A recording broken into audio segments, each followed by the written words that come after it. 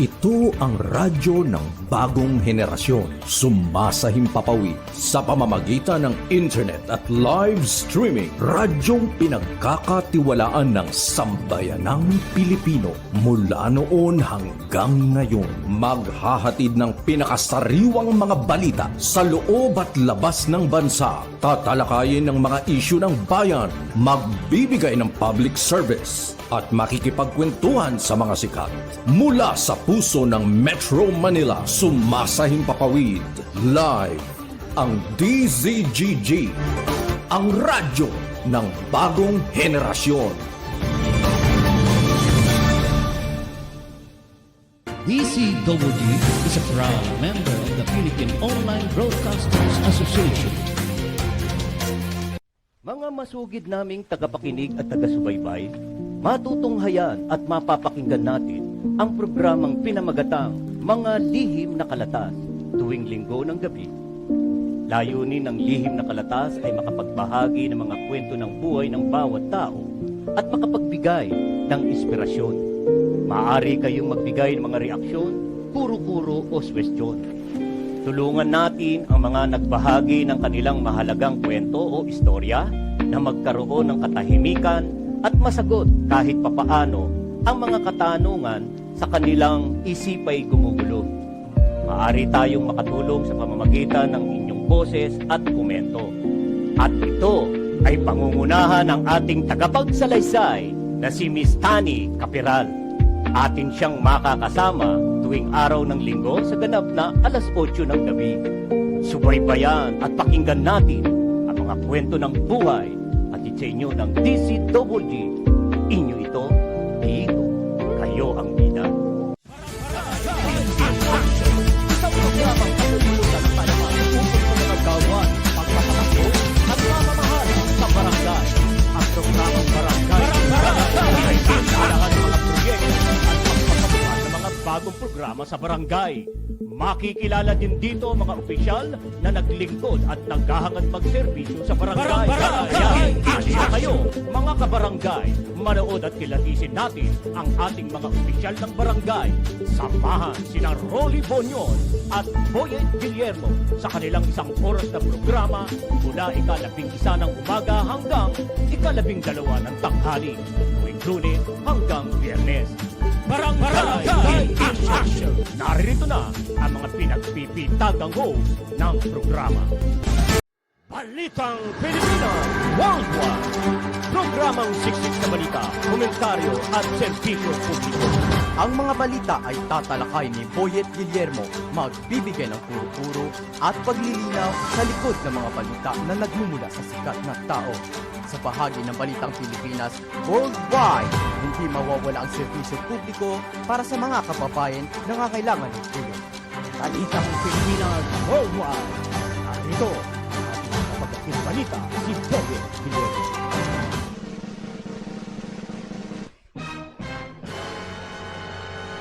Hello! Hi! Magandang hapon po Luzon, Visayas at Mindanao. At muli po, narito na naman po tayo sa isa na naman pong edisyon ng Balitang Pilipinas Worldwide. Yan, araw po tayo ng Lunes, October 30, 2023 at alam na alam po natin ngayong araw na ito kung ano ang nagaganap sa ating kapaligiran. Yan, magandang hapon din po sa amin po mga ginigiliw na taga-subaybay sa iba't ibang dako ng mundo na naabot ng Balitang Pilipinas Worldwide. Magandang hapon sa inyo dyan. Meron ba kayong election dyan sa inyong lugar? O wala? Wala! Ano? At sa ngayon, ayan, ay natapos na. Natapos na po ang botohan. Ano ho? Natapos na ang botohan at kasalukuyan. Binibilang na ang mga boto ng mga kandidato. Ayan. At siyempre ngayon nagkakabilangan. Dilat ang mga mata ng ating mga watcher. Ang mga watcher, wag kukurap, bantayan, ang boto ng inyong mga kandidato. Sa gayon ay hindi napapalusutan kung meron man. Ay, nako medyo ang election ho natin sa ibang lugar. Ay, yan naman ho sa pangkalahatan naman daw po. Ayon sa ating pong Commission on Election matahimik. Oo, matahimik.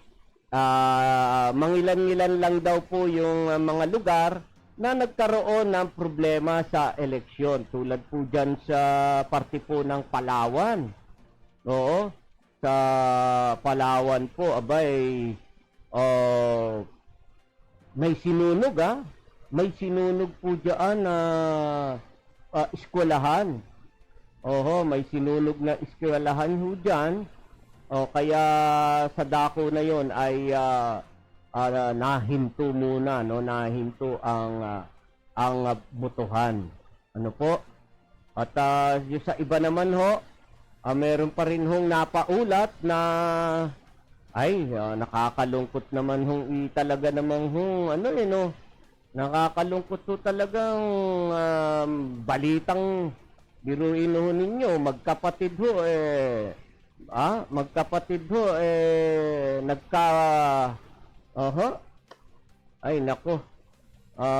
nagkaputukan ho, nagkabarilan at ayun.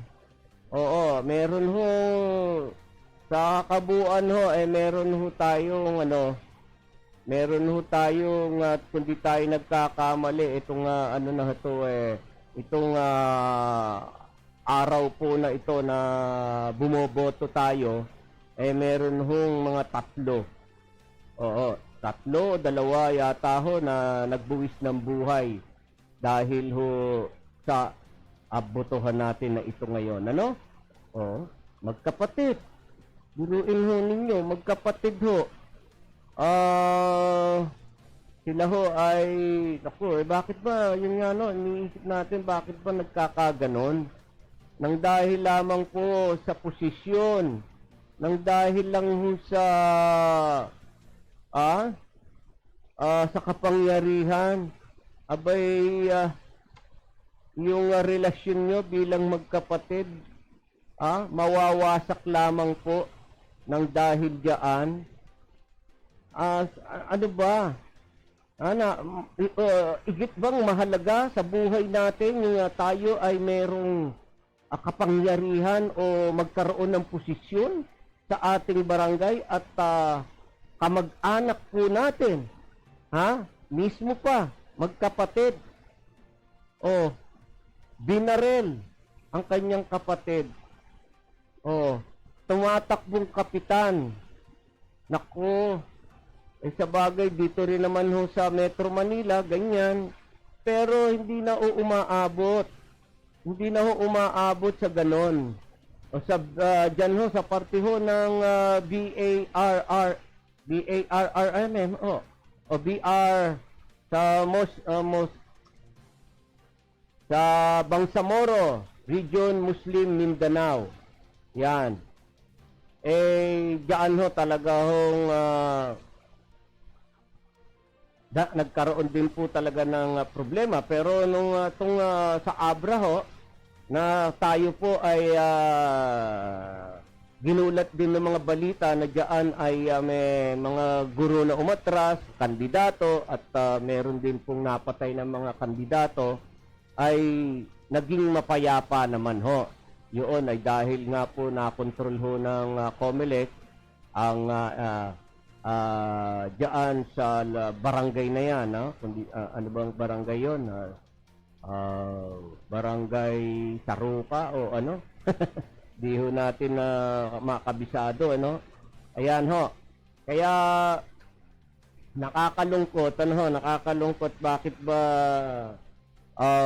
yung ating pong ating tong eleksyon natin na ito pambarangay lamang, pero nakakasira, nakakawasak. Nakakawasak po ng relasyon ng ating pamilya. Mga ano pa ho eh. Kaya ho, nakakalungkot kong isipin itong nangyari na ito sa iba't ibang lugar. Subalit, sa mga ibang lugar naman ay naging maayos. Ayan, nararamdaman na ba ho ninyo yung mga ano ho dyan, mga sa inyong lugar? Meron na bang mga nagliliparan dyan na kwitis? Dahil nagbubunyi na sila ay nagwagi. Nagwagi na sa halalang ito. Yung mga nanalo dyan, ayan, mga nanalo dyan ay sana naman ay makitaan naman kayo ng tunay na paglilingkod sa inyong barangay. Congratulations ho sa inyo. Congratulations, pero dun sa mga hindi na pinalad, yan, better luck next time. Pero yung mga nagwagi at kayo ay mayroong sipinang natanggap, wag ho kayong kasi siguro. Maaari hong, diniklara. Inano ho kayo, tawag dyan. Diniklara kayong nanalong kandidato, pinoclaim ho kayo, pero meron ho kayong kakaharapin, posible pa rin hong mabawi. Mabawi yung kapangyarihan ninyo, yung inyong pagkapanalo, dahil napadala kayo ng supina at meron kayong nilabag na batas ng ating halalan. At maaari ho kayong ma-disqualified. Kaya wag ho tayong, kasi siguro na tayo ho ay nagbubunyi na, nagsasaya dahil nanalo ka na sa bilangan. Nanalo ka sa bilangan, subalit tuloy po ang trabaho ng COMELEC na ipatupad ang kanilang mga inilabas na mga patakaran sa eleksyon na kung saan kapag yun ay binali o binaliwala, nilabag ng kandidato, abay, disqualification po ang inyo pong kakaharapin. Yan. Kaya may pag-asa, kumbaga. May pag-asa. Yung kandidato na yung kandidato na pumangalawa sa pinakamaraming nakuhang boto, ay baka maaaring siya ang kilalanin. Siya ang siya ang kilalanin na winning candidate sa halalan. Yan. Kaya yung mga nanalo, wag muna kayong magsasaya at baka maudlot. Ipagdasal mo na yung padnadala sa yung supina maipaliwanag mo ng husto yan. Kung hindi, handaan po ninyo, lagi ko sinasabi, ang COMELEC po ay porsigido. Porsigido po na ang ating eleksyon ay maging maganda, maayos. Ito ang kanilang gustong gustong patunayan ang eleksyon pambarangay ay maging halimbawa sa susunod na mga eleksyon. Sapagkat marami ho silang mga binabago rito at marami silang gustong ipatupad at dapat sundin ng mga kandidato. Kaya yung mga kandidato na kayo ho ay kahit po pa kayo ay natalo, oo, kahit pa kayo natalo, idideklara pa rin ho yan. Natalo ho kayo pero nakitaan kayo ng paglabag. Idideklara pa rin ho disqualified ka.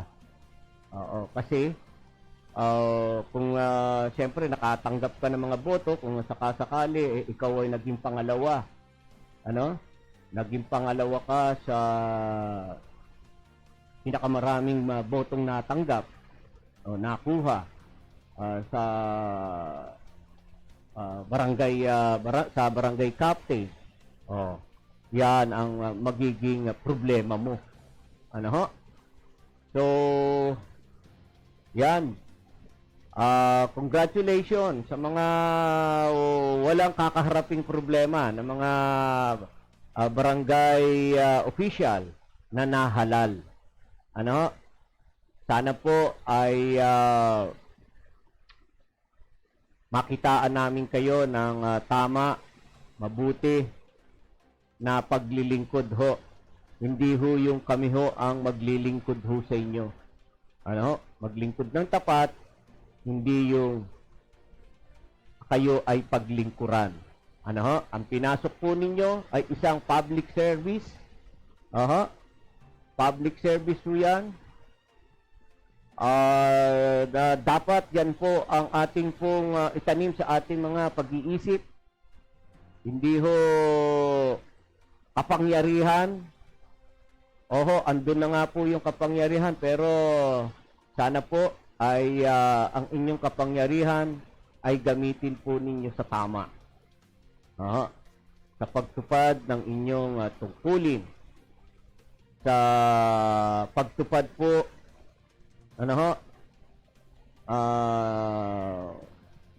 sa mga patakarang dapat sundin. Maging patas po tayo. Maging patas po sana tayo sa pagpapatupad ng mga batas na inaatang po sa atin. Para maging mabuti ang ating pong barangay. Maging sabihin natin maging modelo sa ibang barangay dahil na ipapatupad na natin ng tama ang mga patakaran sa ating barangay at na ipapatupad ang mga proyekto at napapakinabangan, higit sa lahat, yan ang mahalaga, napapakinabangan ng ating mga kabarangay. At doon naman po sa mga hindi pinalad, at yung iba naman ho ay nagpapakilala lang at talagang inaasahan niya na talagang hindi naman siya mananalo pa dahil baguhan at wala pang talagang alam sa ating pong barangay government. Wala pang hindi pa sapat yung kanyang kaalaman, kinakailangan pang dagdagan. Dagdagan at dapat siguro hindi pa dumarating itong ating panahon ng halalan nagpakilala na ho kayo. Nakagawa na ho ng magagandang bagay sa inyong kabarangay. Para sa pagtakbo, unang pagtakbo pa lamang, nanalo na. Yan, may mga ganyan po May mga ganyan pong kandidato na nagpapakilala pa lamang. Gustong ipakilala. Meron naman po na napagtripan lang napagtripan lang na kumandidato. Parang nanggugulo lang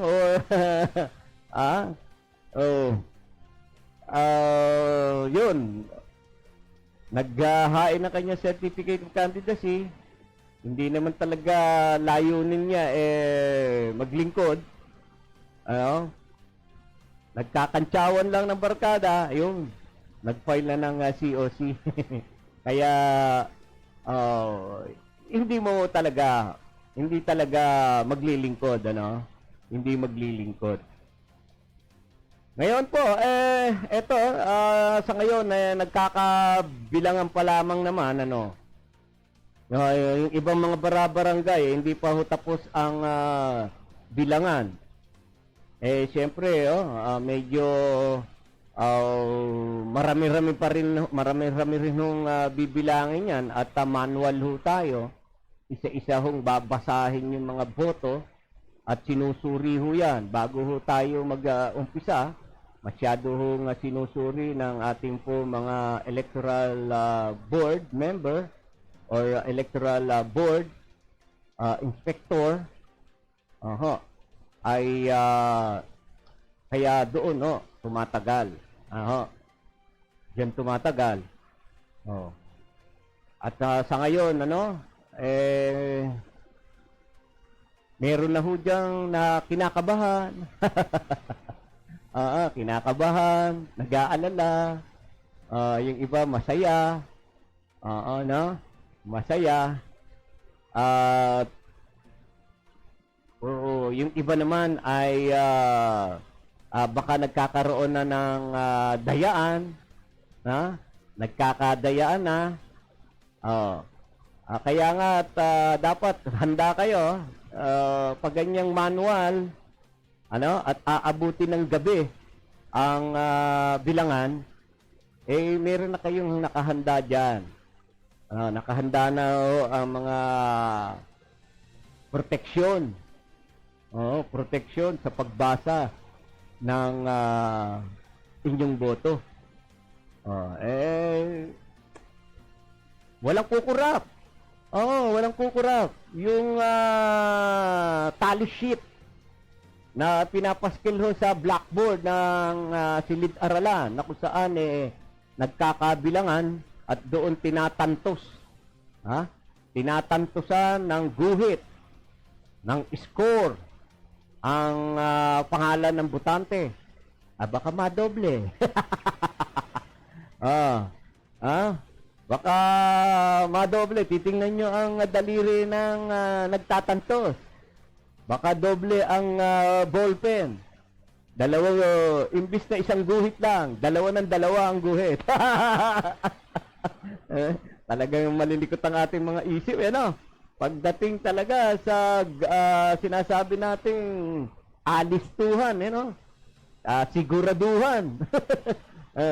Baka kaya yung mga watcher kailangan din naman ang kinuha nating mga watcher talagang masigasig, masipag. At wag niyong gugutumin. Lalabo mata niyan. Pag lumabo mata niyan, baka hindi niya makita yung tantos ng kanyang kandidato. At lumabo ang mata niya na imbes doon sa pangalan ng kanyang kandidato, napunta sa kabila. Ganyan ang watcher Kaya mga kandidato, huwag pababayaan yung inyong mga watcher, sila ay nagugutom. Mga bayad na ba kayo?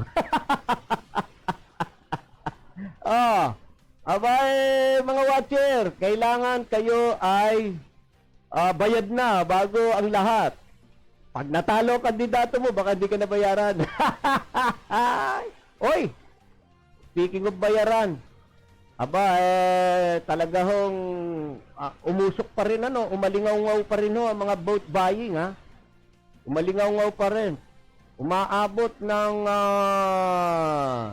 500 hanggang 1,000 ang bayaran, ang bentahan ng boto, meron pa rin mga naiulat na ganyan. Sa iba naman, meron ng 1,500, meron pang bigas.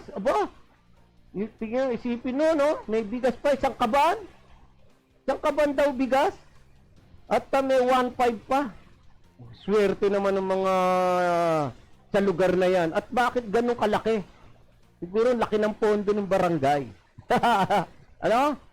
At sa barangay na yan, aba, talagang kumikita. Kumikita at nakakapagpasok ng pondo.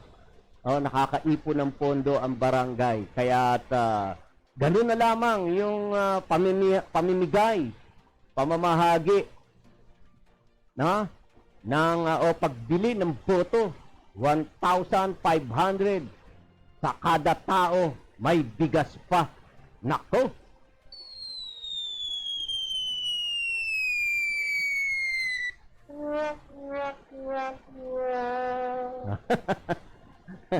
Ano? Oh. Ay, talaga naman, alam niyo po, karapatan po ninyo yan, Karapatan po ninyo yan. Kaya lang, huwag ka nang aasa. Huwag mong asahan na merong magandang pagbabago sa iyong barangay. Kung ang barangay mo sa loob ng ilang taon na lumipas na miserable ang barangay ninyo, ganun pa rin 3 taon pa rin ho yan. Dagdagan mo pa ng 3 taon na miserable pa rin ang inyong barangay. Andiyan pa rin, magulo, ang barangay mo, asahan mo na yan, madumi, ang barangay mo, at ang tawag dyan, salasalabat ang parking, ibig sabihin, wala hong kaayusan. Wala kang makikitang kaayusan sa barangay mo. At wala ka ring maaasahang mga proyekto na dapat makita sa barangay. Ang nangyari, ayon, dahil binenta mo yung boto mo, yun, syempre, babawi sila.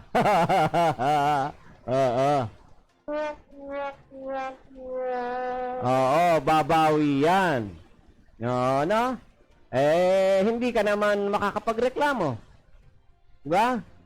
Hindi ka makakapagreklamo. Bayad ka na eh. Bayad ka na. Kaya wala kang karapatan magreklamo kung ang barangay mo habang tumatagal sa barangay mo, nakikita mong pagulo ng pagulo, papangit ng papangit, padumi ng padumi, walang kaayusan ang barangay mo at nagkakaroon pa ng krimen, nagkalat ang droga. Ay, naku!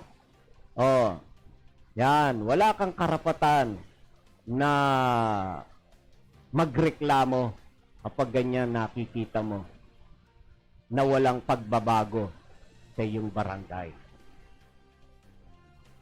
Sa mga kandidato naman na pinalad ng mga baguhan, kaya ho kayo inuluklok at pinili ng iyong kabarangay sapagkat malaki ang tiwala nila sa inyo na kayo ang magiging tulay.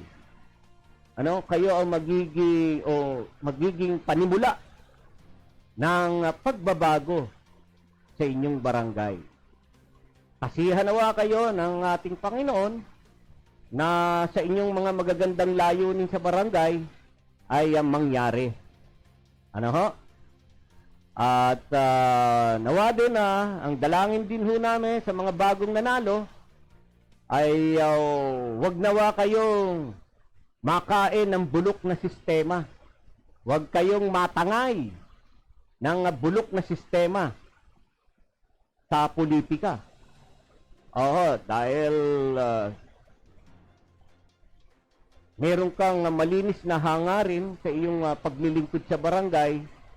Kapag nandiyan ka na sa loob ng panunungkulan sa barangay, andyan ho iba't ibang pagsubok ko ang dadanasin mo.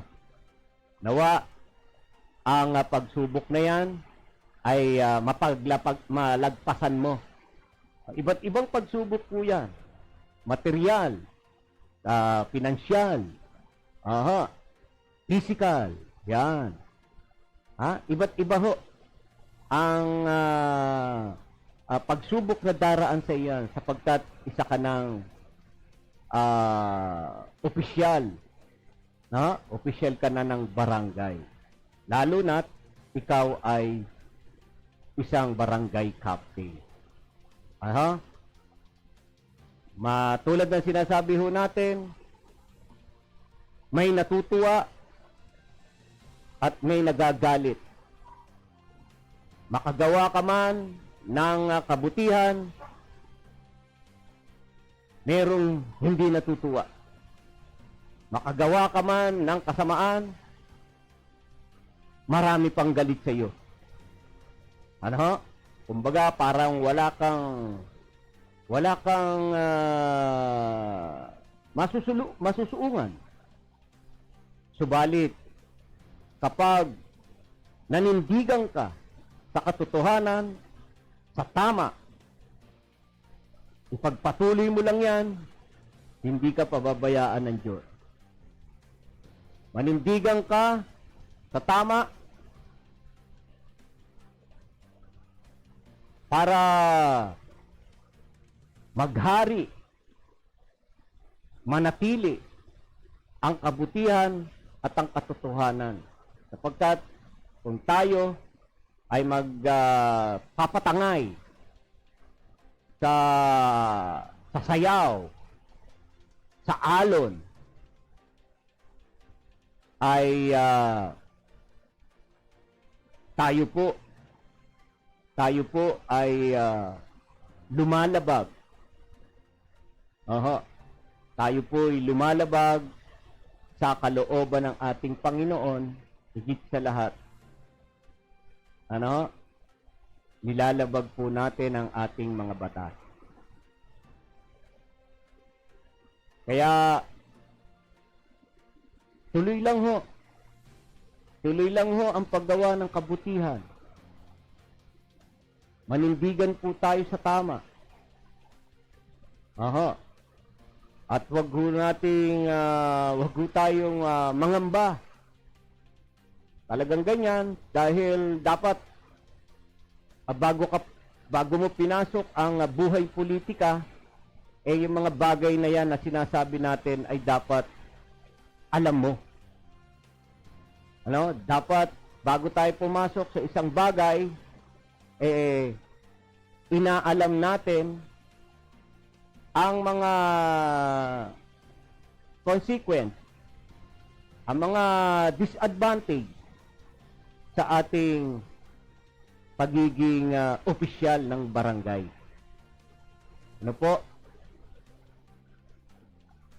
Pero hindi ka magkakamali sa iyong panunungkulan basta't sinusunod mo ang naaayon sa ating batas. Naaayon sa mga batas, sa batas ng tao, higit sa lahat sa batas ng ating Panginoong Diyos. Yan lamang po, hindi ka maliligaw. Hindi ka maliligaw ng landas. Hindi ka lilihis. Hindi ka malilihis. Sapagkat basta't pinairal mo po yung tama na naaayon sa batas, ay huwag kang matakot, huwag kang mangamba, sapagkat tama ang nilalandas mo, tama ang dinaraanan mo, sapagkat ayon, base sa batas ang iyong ginagawa. Kayong lahat po ng mga barangay official na nanalo,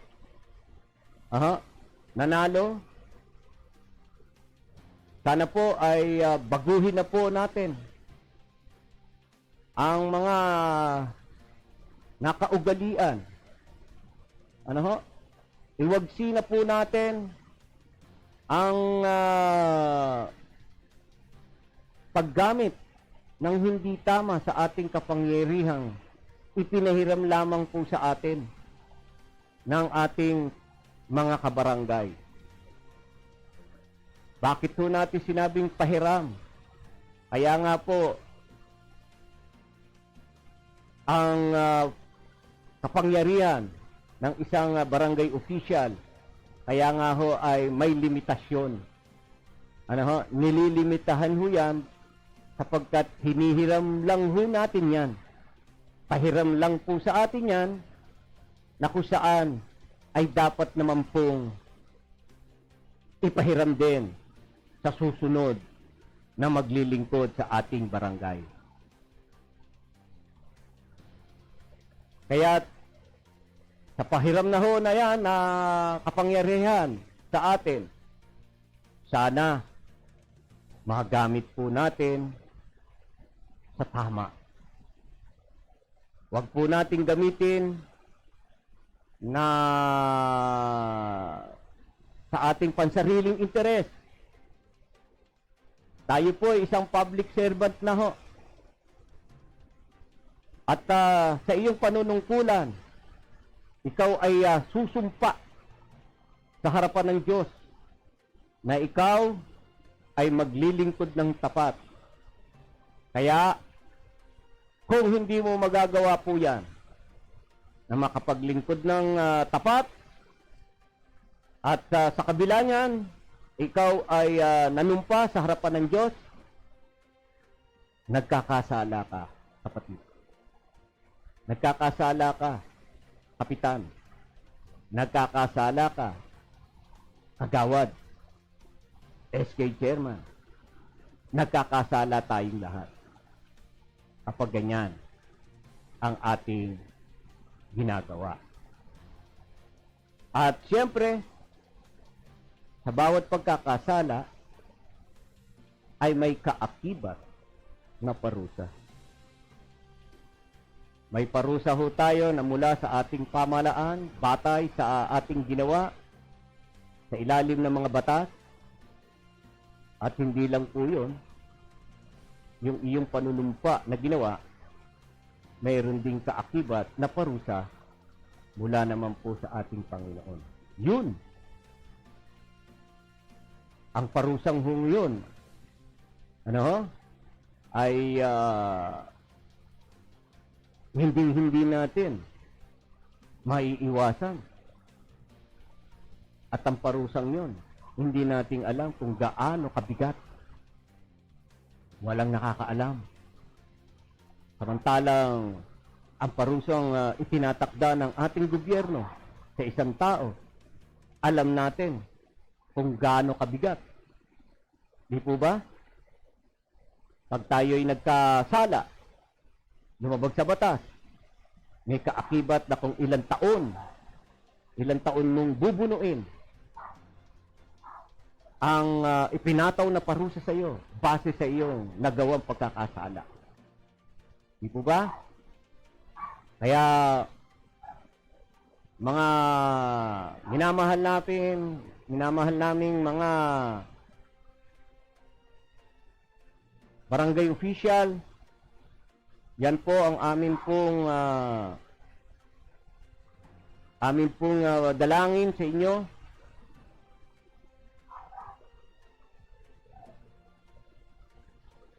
Tayo po ay gumanap, gampanan po natin ng tama, makatarungan ang ating tungkulin.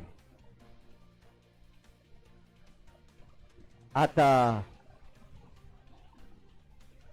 muli po, pinapaalala rin ho namin,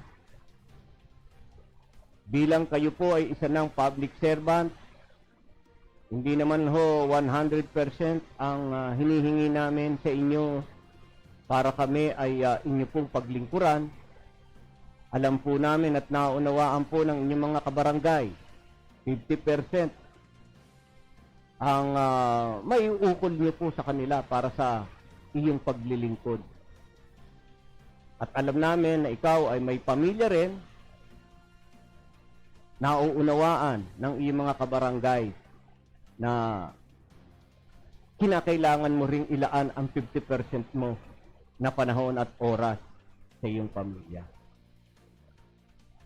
Sa makatuwid po, ang kalahati ng katawan ng kandidato, ng mga barangay official na nagwagi ngayon pong barangay at SK election ngayong taong ito, kayo po ay hati na.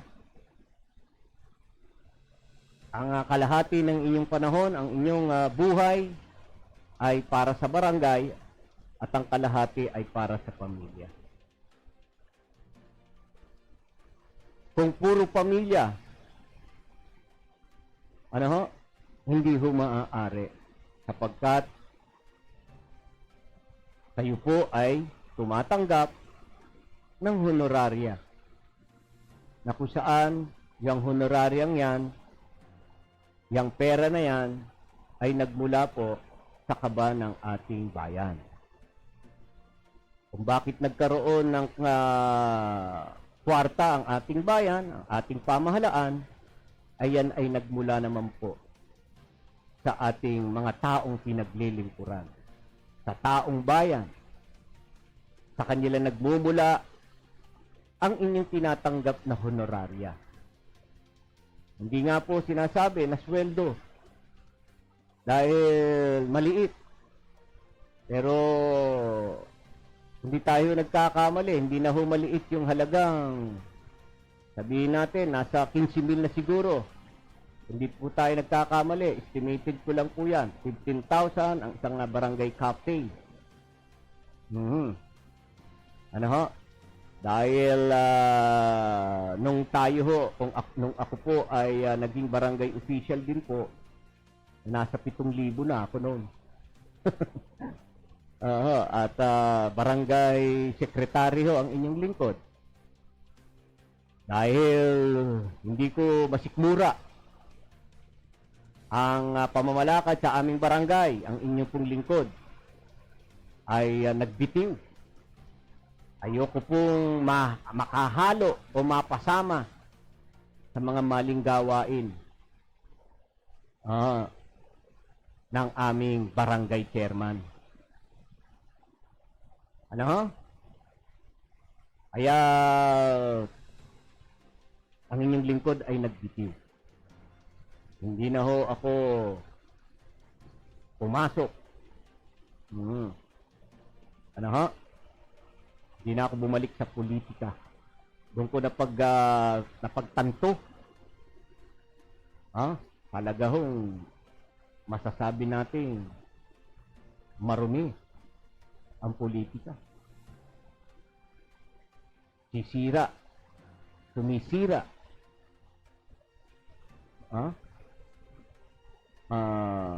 Tawag to, winawasak ang relasyon ng pamilya nang dahil lamang po sa politika, nang dahil lamang po nagkaiba-iba ng kulay ng politiko.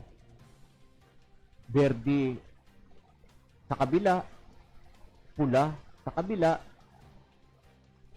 orange sa kabila, kulay pink sa kabila. So, nagkaiba-iba. Kaya nga, dahil iba't iba ang kulay, kaya tayo'y hati. Nahahati. Kaya sa pamilya, ganun din. Nagkaiba ng kulay at nagkakaiba ng pananaw. Tingnan nyo. Ayan. Kung napapansin ho ninyo, di ho ba? Nang dahil sa politika, at ito nga ho, ang mga magkapatid ay nagkabarilan ng dahil ho sa politika. Dahil pares na tumatakbo bilang kapitan. Magkapatid na. Maaari namang magtulungan. para isakabubuti sa barangay. Pero tingnan nyo, ang namayani sa kanila,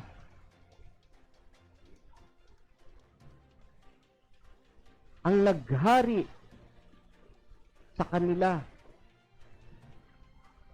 galit, pagpatay. Meron po dyan na mga magkakamag-anak. Nakakalungkot yung isipin ho yan. Meron ako nakita. Magpinsan na magkalaban. Wala na silang ibang kalaban maliban sa kanilang dalawa. Samantalang nagsama sila sa iisang compound. At talagang hindi sila malayong magkamag-anak, talagang sila ay magpinsang buo. Imagine, ang magulang ng isa andun. Nandun. Nakabantay. Samantalang meron din siyang posisyon sa pamahalaan, sa lokal na pamahalaan.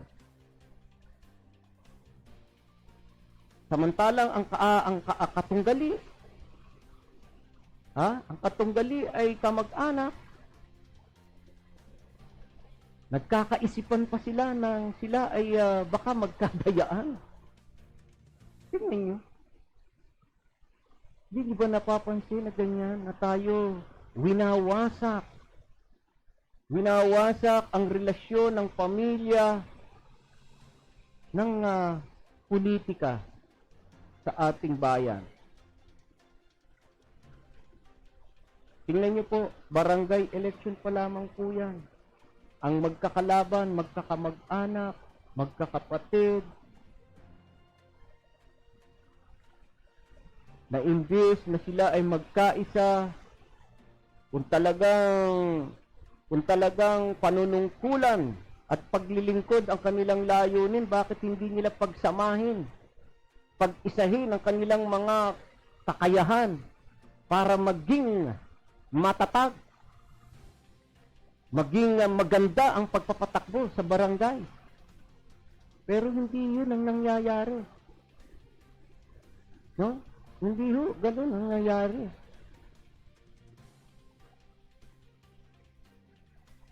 Kaya, nakakalungkot po, na isipin po. Bago po lahat, ako po ay babati muna sa ating pong, si Joy Tole, nanonood, si Utol Dante, at si Dryan Zamora. Alright? Okay, so, tayo ba'y labis na sa ating, napasarap po tayo ng ating kwentuhan, ayan, natula na ho tayong oras. Nagtataka din po kayo, no? Wala tayong mga balita ngayon, pero bukas malamang meron tayong mga balita. Malalaman din ho natin ang sitwasyon sa buong kapuluan sa atin, kung ano ang mga naganap sa ating mga barangay, sa ating halalang ito. Yan. So, maraming salamat po sa inyo pong pagsama sa akin sa isang oras po nating programa. Maraming salamat po sa inyo pong patuloy na pagtangkilik. Bagamat kayo ay alam ko ay busy. Dahil ang mga kandidato ho ninyo, binabantayan ho ninyo at minomonitor ang sitwasyon sa bilangan. Ako ay sinamahan pa rin ninyo. Maraming salamat po sa inyong lahat. At ilang araw na lang para tayo ay magpasko. 56 na lang? 56. Hindi, bakit po? Ano na ngayon ano? 30. Ano? November. May November pa, 30, at saka, oo nga. 30, at saka 20. Oh, 56 days na lang! Ay, nako, mga kaibigan. Ayan, malapit na ang Pasko! Pasko! Pasko na namang muli! Ayan, aha. Okay, so maraming salamat po sa inyong lahat. Magandang gabi.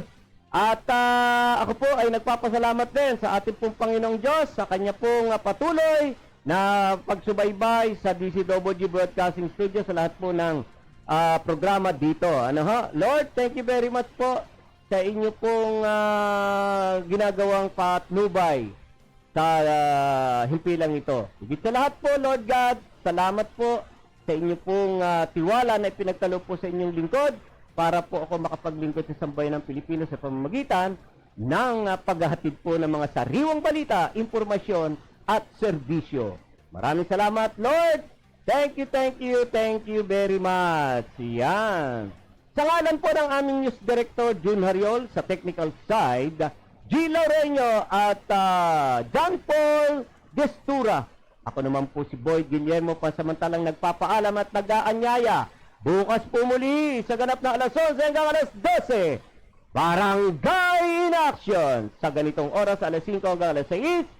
Balitang Pilipinas Worldwide. Magkita-kita at magkapanawaran pa rin. Diyos mabala sa inyo gabos. Ang DCWG, hindi ito, dito, kayo ang bida. Ito ang radyo ng bagong henerasyon. Sumasahimpapawid sa pamamagitan ng internet at live streaming. Radyong pinagkakatiwalaan ng sambayanang Pilipino. Mula noon hanggang ngayon, maghahatid ng pinakasariwang mga balita sa loob at labas ng bansa. Tatalakayin ng mga isyu ng bayan. Magbibigay ng public service at makikipagkwentuhan sa mga sikat. Mula sa puso ng Metro Manila, sumasahimpapawid live ang DZGG, ang radyo ng bagong henerasyon. DCWG is a proud member of the Philippine Online Broadcasters Association.